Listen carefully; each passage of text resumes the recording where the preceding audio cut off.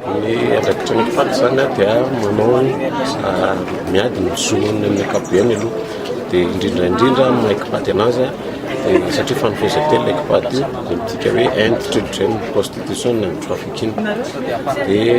amin'izay hoe ady amin'izony ankizy zay dia ekipaty manokana zany dia miompana amin'ny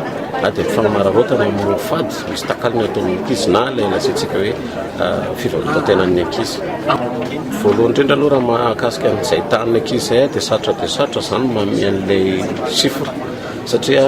amin'ny asa fivarotan-tenana zany dia samihafa izy indrindraindrindra asa na ho an'ny lehibe ary izy zany be dia be ny misy hoe manaraka lalàna sy tsy manaraka lalàna dia any masarotra an'ilay chiffre fa raha nandritra n'izay nandraisanay tanana zay dia tanay fa mitombo zany le fivoaran'ilay asa fivarotan-tenan'ny ankizy dia mivoatra ihany koa. Mazava ho azy ao ny fahasahiranany ray aman-dreny izay tsy miankina amin'ny politika, ao ny tsy fahampian'ny fandraisana tanana avy amin'ny fanjakana, ao ihany koa ny tsy fahalalana amin'ny akapobeany, ny tsy mahasarotra an'izay hoe tsy mety an'izay hoe asa fivarotan-tenan'ny ankizy zay, tsy fahafantarana ny lalàna, tsy fanentanana avy amin'ny fanjakana. Zay aloha zany miara-miasa amin'ny fanjakana, zany hoe miara-miasa amin'ny polisy sy ny zandary maro ny mpitsara misahana ny zon'ny ankizy fa zay tsy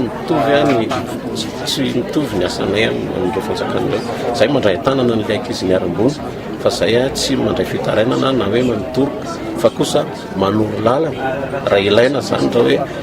ilain'ireo fianakaviana ireo zany le izy hoe inona ny tokony atao na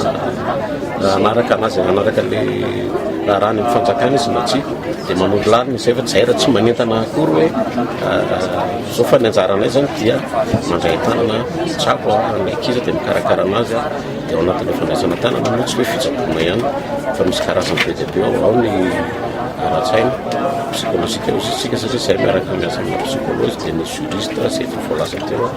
dia ny ara-piariana ny ara-pahasalamana.